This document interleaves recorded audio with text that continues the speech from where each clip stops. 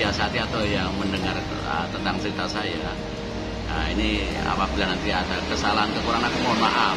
Cerita singkatnya begini, bahwa desa ini adalah desa namanya Manding. Ya, wilayahnya di RT 7, ini Dusun Manding ya.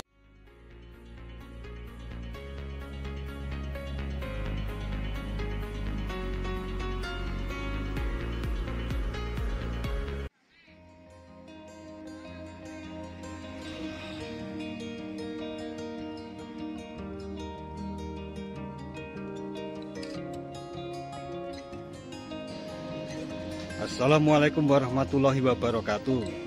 Sahabat Datar Media, saat ini Datar Media berada di Manding, tepatnya di Jalan Dr. Wahidin Sudirohusodo, Bantul, sebagai salah satu kabupaten yang ada di wilayah daerah istimewa Yogyakarta.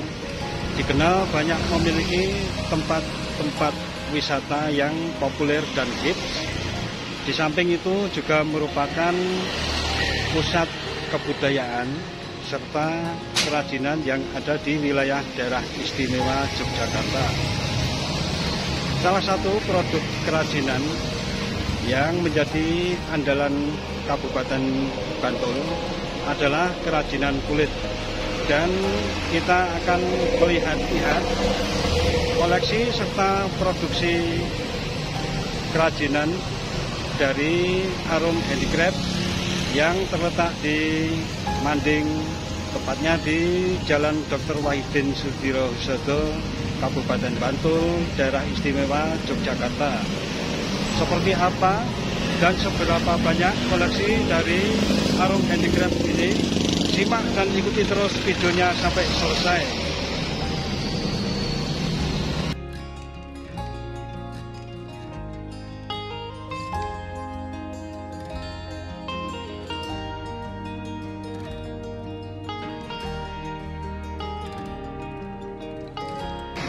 Pengrajin kulit Arum Handicraft ini juga dijadikan sebagai sekretariat Pokdarwis Manding atau kelompok sadar wisata yang beralamat di Jalan Dr. Wahidin Sudirohusodo nomor 7 Manding, Bantul, Yogyakarta. Terdapat 2 kios atau 2 unit yang dijadikan sebagai showroom dari produk-produk hasil kerajinan Arum Handicraft ini. Inilah showroom atau koleksi dari Arum Handicraft yang menampilkan kerajinan kulit dari berbagai macam ukuran tas serta warna yang cukup bervarian. Yang di sisi selatan ini memang menampilkan desain atau motif-motif klasik, sehingga bagi sahabat Datar Media yang menyenangi atau penghobi desain-desain klasik dari hasil kerajinan kulit ini bisa datang ke Arum Handicraft yang ada di kawasan Manding, Jalan Dr. Wahidin Sudirohusodo.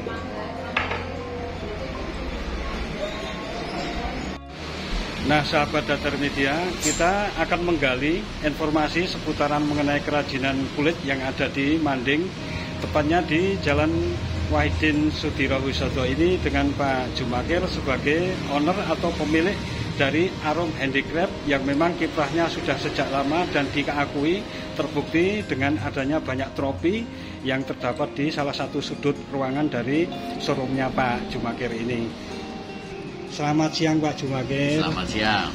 Ini saya dari channel Datar Media Pak Jumakir, ingin mendapatkan informasi yang bernilai edukasi, terutama tentang kebudayaan kerajinan yang ada di Bantul, daerah istimewa Yogyakarta ini Pak Jumakir.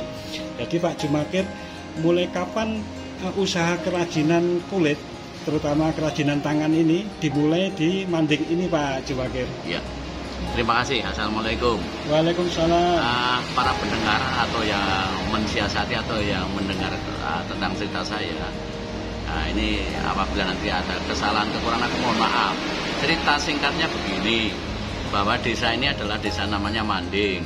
Ya, wilayahnya di RT 7, Ini dusun Manding ya, desanya satu dari kecamatannya Bantul, kabupatennya Bantul, daerah Yogyakarta. Ceritanya begini, bahwa munculnya desa kerajinan atau sentra atau pusat kerajinan, atau munculnya yang namanya lapangan kerja, ini adalah sejak tahun 47. Ini sangat luar biasa. Masih dalam perjuangan kemerdekaan serta perjuangan memajukan daerah ya Pak. Iya, baru merdeka 2 tahun. Mengapa orang lain masih berpikir berperang, gitu? Dan belum berpikir tentang pemerintah, belum berpikir tentang ekonomi, mungkin pendidikan di Manding. Mengapa sudah muncul adanya kerajinan? Karena di tahun 47 itu ya, di Desa Manding ini bukan daerah yang kaya atau orang pendidikan, tapi mengapa muncul ada lapangan kerja, yang lain kok belum? Karena di daerah Manding spesialnya yang sentra kerajaan itu kan berada di wilayah RT 4, 5, 6, 7 dan 8. 5 RT ini di tahun 47 itu adalah daerah paling minus, karena yang lainnya itu hidupnya itu bisa hidup karena luas tanah pekarangan dan luas tanah sawah itu sudah bisa untuk hidup.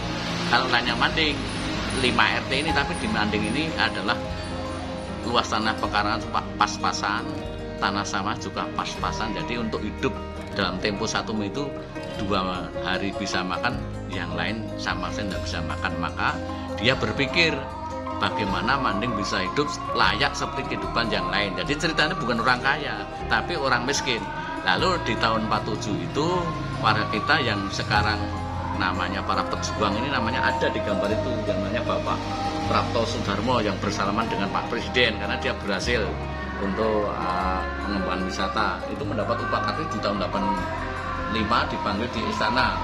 Termasuk pelopor atau perintis tentang adanya pusat kerajinan di Manding ini ya Pak ya? Yang mencari ilmunya. Yang kedua tahun 95 itu keponakannya. Nah tahun 47 itu dia belajarnya adalah di Ngrotoi Jayan, di sebelah barat Keraton Yogyakarta, di Museum Kereta Kencana. Itu karena dulu inisiatif sendiri atau memang binaan dari keraton? Bukan, tidak ada, belum ada campur tangan. Tapi karena itu pemikiran yang sudah maju tadi ya. Jadi di Manding itu bagaimana hidup layak dengan yang lain. Kalau yang lain itu hidup karena luasnya tanah pekarangan, luasnya tanah sawah sudah untuk hidup. Lah Manding bagaimana? Kalau menyesuaikan tidak punya itu apa? Maka pada saat itu ada pertemuan warga, bagaimana Manding juga layak hidup. Maka lalu 3 itu lah aku akan mencari ilmu kemana? Ya Pak, aku jalan. Lalu 3 pemuda yang Pak Prapto, Pak Wardi itu, lalu Pak Ratno itu pergi dari Manding menuju sasaran. Kalau dulu kan pemerintah provinsi, kecamatan belum berfungsi, tapi fungsinya di sana adalah keraton. Dia berada di seputaran keraton, di sebelah barat keraton namanya Kampung Ngrotoi Jayan. Ngroto itu kan andong. Jadi tempat penyimpanan museum kereta kencana. Di sana ada abdi dalam membuat pelana kuda, pakaian kuda terbuat dari kulit, ya, dan tempat duduk kereta kencana namanya jok kereta itu juga terbuat dari kulit. Nah dia belajar di situ itu. Berapa lama Pak? Selamanya tidak tanggung-tanggung 10 tahun. Wow, luar biasa sahabat Datar ya. Tekunannya ternyata sampai saat ini masih bisa dirasakan generasi penerusnya ya. Begitu maju teknik dari pengerjaan industri kulit ini. Ini 10 tahun itu tidak diberi gaji, tidak diberi uang lah. Di sana cuma makan, minum, tidur, sudah. Wow. Nah, untungnya itu, spesialnya itu dia pada saat bisa menguasai jok kereta kencana, tempat duduk kereta dan pakan kuda ini, dia juga mestinya harus pulang. Tapi mau pulang masih pikir-pikir, wah kalau pulang di rumah tidak ada kereta, tidak ada kuda. Nah, dia langsung masih mestinya 5 tahun sudah selesai, ditambah 5 tahun dari 10 tahun. 10 tahun. Dia belajar lah, pulang mestinya harus membawa yang misi pulang harus bisa ada lapangan kerja. Maka perpanjangan 5 tahun itu dia berpikir inovasi. Kalau bisa enggak ya kulit-kulit yang biasanya dibakar, sisa-sisa itu kan masih ada cuma dibakar, bisa enggak ya dipakai untuk pakan manusia. Yang pertama itu adalah membuat catok itu loh, catok yang namanya catok para kalau di Jawa Timur itu kena parok. Nah, itu yang pertama. Lalu yang kedua, tas-tas yang berbentuk manual seperti ini. Nah, tas manual itu ini ada rumah Minang, ada bulatan seperti itu. Nah, di sini ada namanya kespesialan lain dengan yang lain. Artinya seseorang itu kalau berusaha Itu yang tahu orang domestik, orang terdekatnya dulu yang tahu atau jualan atau produksi. Tapi di Manding ini adalah untuk pertama kali dia bisa berproduksi, bisa menghasilkan kegiatan, itu langsung yang membeli pertama adalah orang luar negeri. Karena apa? Sewaktu di Rote Jayan dia masih belum pulang di Manding, hasil karyanya ikat pinggang, lalu tas, nah, itu dijajakan. Yang membeli adalah orang-orang turis, orang wisata, karena di sebelah berdekatan dengan Rote Jayan itu ada pasar Ngasem. Nah, pasar sana adalah tempatnya para bule-bule yang wisata di Keraton Borobudur dan Prambanan. Nah, pada saat itu kalau ditanyakan pasarnya kemana Pak Manding, dari tahun pertama tahun 47 pasarnya adalah orang bule, orang luar. Nah, di sini ciri khasnya di Manding itu tasnya ada satu tas tapi dinamakan 3. Satu seni, unik dan kreatif. Nah, seni, unik dan kreatif contohnya ini, ya. Bentuknya tas sudah seni. Lalu ditatah timbul unik, ya, dan juga bervariasi kreatif dari seni unik dan kreatif, yaitu dengan tatah timbul dengan barang-barang alat yang manual ini, yang manual ini seperti ini kan manual. Nah, ini yang membedakan dengan produk-produk lain ya. Yang lain kalau sedunia itu bisa membuat tas dengan aneka bahan baku kulit, tapi yang tatah timbul, tatah diukir ini. Diukir itu tidak diseket dulu, tidak digambar, langsung digambar. Langsung spontan ya Pak Jumakir. Ini langsung jadi seperti ini, contohnya seperti ini. Berarti pemahaman ataupun pengetahuan tentang seni ini sudah dari belajarnya 10 tahun itu sudah menyatu ya, sehingga tidak perlu desain, langsung otodidak dan menghasilkan karya yang begitu indah ya Pak Dan Jumakir. Itu namanya menjadi karakter dan inovasi. Kalau mungkin hanya hasil pelatihan, contohnya orang 20 dilatih dalam 1 minggu dengan diberi pelatihan 5 macam tas. Ya selamanya cuma 5 tas. Tapi orang ini inovatif, setiap detik bisa berganti-ganti model. Mau gambar flora dan fauna. Jadi mau gambar harimau, ayam dan sebagainya digolak-balik. Seperti tas itu kanan kirinya berbeda-beda. Di sebelah kanannya muka itu enggak sama karena ini kreatif. Jadi ada unik, seni dan kreatif. Nah, ini yang namanya unggulan Manding itu apa toh? Unggulannya adalah tas dengan bahan baku, namanya bahan bakunya itu adalah kulitnya itu nabati, kulit yang masih berbau. Dan kedua dengan gaya tatah timbul. Tatah itu yang muncul gambarnya seperti ini. Ini ciri khasnya. Jadi dengan kulit nabati, dengan tatahan timbul, dengan jahitan tangan. Nah, karena pada waktu itu belum ada mesin. Nah, seperti ini. Nah, seperti ini. Yang untuk menjahit itu seperti ini. Benang seperti ini. Ini yang untuk menjahit seperti ini. Ini untuk menjahit ini dua mata jarum ini digabungkan. Tapi sebelumnya ini ada ya semacam begini. Nah, ini adalah sebagai penggantinya ini adalah penggantinya mesin. Ini dilubangi. Ya, atau banti itu dilubangi. Jadi nanti jahitnya itu ada dari depan ke belakang terus. Jadi seperti jalannya mesin. Ini cuma dilubangi, itu namanya uncek. Dilubangi seperti ini. Terus ini dalam satu produk tas dengan mengukir tatah timbul serta jahit dengan menggunakan manual, jahit tangan murni ya Pak ya. Itu satu unit tas itu kalau untuk ukuran yang sedang memakan waktu berapa lama itu Pak Jumakir? Begini tadi ada metode cara ya. Cara kita itu kalau membuat tas kan tidak hanya satu, mungkin 5 atau 6 atau 10. Itu yang pertama kan dengan yang pertama untuk tahap yang pertama itu kulit besar, lalu nanti mau buat bentuknya seperti apa. Lalu pada diukur, lalu dipotong-potong. Itu yang pertama adalah pemotongan. Lalu yang kedua, supaya halus, kulit ini kan kalau sekarang kan sudah ada setrika. Kalau sekarang cuma ada ini. Nah, ini kalau dulu kan ini namanya gosok. Lalu nanti untuk membedakan yang lain, untuk membedakan untuk satu dengan yang lain, kalau ini jadi kalau membuat tidak satu-satu, jadi memotong 10. Yang pertama adalah membuat pola, lalu yang kedua natah ini. Berarti nanti pas saat finishingnya selesainya hampir bersamaan ya Pak ya? Paling karena untuk 10 itu minimalnya dalam tempo 1 minggu. Wow. Tapi itu Intinya bersama pertama adalah memotong, lalu membuat pola, lalu natah, lalu menggabungkan dan menjahit, langsung finishing. Itu paling ora 10 tas 1 minggu. Dalam 1 minggu. Ya. Kemudian untuk bahan-bahan kulitnya sendiri ngambil dari mana ya Pak Jumakir? Oh, kalau ini memang ada dari Solo, di Palur ada, lalu dari Jawa Timur, seluruh Indonesia. Seluruh Indonesia. Ya, Wow, ya. luar biasa. Ya, Ternyata dari seluruh Indonesia ini kulit-kulit terkumpul di tempatnya Pak Jumakir ini. Betul, betul. Makanya tidak heran kalau di rumahnya ini dijadikan showroom sekaligus sekretariat dari Pok Darwis yang khususnya menangani masalah perkulitan ini ya Pak Jumakir. Sekarang yang menguntungkan memang di era yang namanya tahun 47, apakah masih masih relevansi dengan zaman sekarang? Ternyata aku mengumpulkan barang itu kan dari sejak, maka kita bisa dikatakan ini ada museum, karena itu barang-barang yang kita angkat ini adalah bukan kita mencoba yang baru, adalah orang-orang yang jelas adalah para pendahulu orang Tiga itu. Ada yang itu bentuk Juno, ada yang macam-macam. Hanya kita finishing atau kita tambah sedikit, kita kurang sedikit, jadi menjadi yang sampai sekarang. Ternyata apa? Sekarang kita itu mendapat pesanan ya dari Belanda, dan Jerman. Itu setiap ini satu tas ini saya dalam tempo 1 bulan kita dipesani 1000 tas. Luar biasa. Ternyata produk kerajinan Manding, terutama khususnya Pak Jumakir ini justru yang sangat menghargai orang-orang luar. Terbukti dengan banyaknya orderan yang diterima dari Pak Jumakir ini.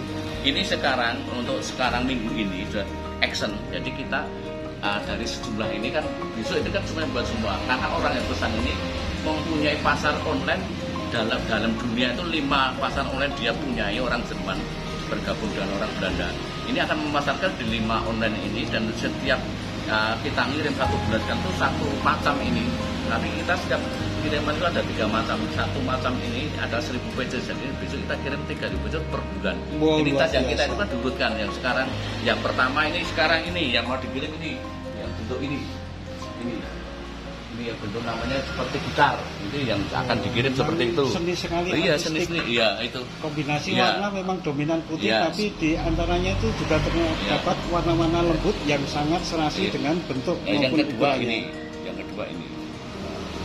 Ini yang ketiga itu Juno itu. Juno itu yang putih itu. Ini yang putih itu. Nah, ini kita sudah tinggal menerima DP. Kita minta DP itu 50% dari jumlah pengiriman dari 3000 tas itu nanti DP-nya 50%. Ini ternyata dia orang Jerman yang mau mencari di seluruh DIY, dimanapun mencari kerajinan kulit dengan metode yang tatah itu dia 2 hari nggak dapat. Nah, kita baru malam Sabtu kemarin orang itu datang di sini jam 9 malam, kita didodok lalu masuk, wah dia sudah tergila-gila. Semua tas itu difoto semua dan langsung menanyakan bahwa kita setiap 1 bulan mengirim 3.000 pieces atau 3.000 tas dengan 3 bentuk tas. Wow, luar biasa ini luar biasa. Dari belajar ketekunan yang 10 tahun, akhirnya buah itu bisa dipanen pada saat ini, dan semoga berkesinambungan sampai generasi yang akan datang Pak Jumakir. Nah, kemudian Pak Jumakir, selain dijadikan sebagai showroom untuk untuk menghadirkan produk-produk unggulan dari Pak Jumakir, khususnya Arum Handicraft ini, apakah Pak Jumakir ini juga menerima apabila seandainya ada orang menginginkan ilmu ataupun minta pelatihan di sini, apakah juga disediakan untuk pelatihan Pak Jumakir? Begini, jadi di sini itu kan saya juga ketua Pok Darwis, ketua Desa Wisata. Kita kan ada potensi satu adalah tentang kerajinan. Nah, kerajinan ini wisata tuh mungkin bisa datang hanya melihat orang membuat kerajinan, satu orang wisata datang hanya melihat kerajinan bisa kita layani. Yang kedua adalah akan namanya pelatihan. Nah, pelatihan itu kita punya yang namanya instruktur, pelatih itu macam-macam. Ada spesial pelatih tas yang beraneka ragam dengan ukuran kulit. 2 juga tas aneka, ada tas pentil, ada tas enceng, ada tas apa itu ada instrukturnya. Bola sepak ada, jaket ada, sepatu ada. Nah, dengan singkatnya begini. Kalau biasanya yang kita hadapi, kita menerima anak SD dan SMP itu biasanya kita untuk pelatihan yang termurah. Bahannya itu adalah bahan dari kain perca. kain perca seperti ini. Kita kalau pelatihan itu begini, dengan membuat kain perca hanya kain sisa-sisa itu. Dapatnya kita waktu gempa bumi itu nggak punya modal. Kain sisa dari pendiri kita ambil. Kalau nanti mau pelatihan begini, setiap 10 anak itu instrukturnya 1. Ini dananya adalah 450 untuk instruktur 100, yang 350 adalah untuk ini loh, membuat untuk membeli ini yang namanya membeli kainnya dan mungkin lemnya. Ini setiap satu instruktur pelatih yang berlatih itu 10, satu instruktur ini dananya 450. Dan hasil ini kan macam-macam sekali. Nanti bentuknya seperti apa yang mau dibentuk. Nah, kalau nanti sudah dia selesai, hanya temponya 3 jam. 3 jam. Jadi dengan uang pelatihan 450 dengan yang berarti itu jumlah 10. Jadi kita menerima kadang-kadang 400 anak. Jadi kita harus membutuhkan instruktur setiap 10 kali sekian. Kita kerap, jadi biar tidak hanya ya, Pak, ya, tapi hanya 10 anak hanya 450, hanya mengalihkan yang datang berapa. Ada pernah 400, 300, 200 itu seperti itu. Karena apa? Kita kok instrukturnya banyak. Memang di Manding itu semua adalah instruktur. Dan kita tidak hanya menerima di sini, Pak. Kita ke Melalang di semua provinsi sudah. Contohnya di Jawa Timur, Jawa Barat, di Kalimantan, Sulawesi itu pernah diundang ke sana. Wow, luar biasa ini. Itu. Dulunya dari Manding ini belajar ke Keraton. Nah, sekarang akhirnya bergeser menjadi pusat pembelajaran ataupun pelatihan, sehingga ilmu yang didapatkan ini berkembang, sehingga juga untuk jaringannya juga makin luas ke arah depannya. Demikian sahabat Datar Media, bincang-bincang kita dengan Pak Jumakir, pemilik dari showroom Arum Handicraft yang ada di Manding ini. Terima kasih Pak Jumakir telah mampir di channel Datar Media, Pak Jumakir. Matur nuwun. Assalamualaikum warahmatullahi wabarakatuh.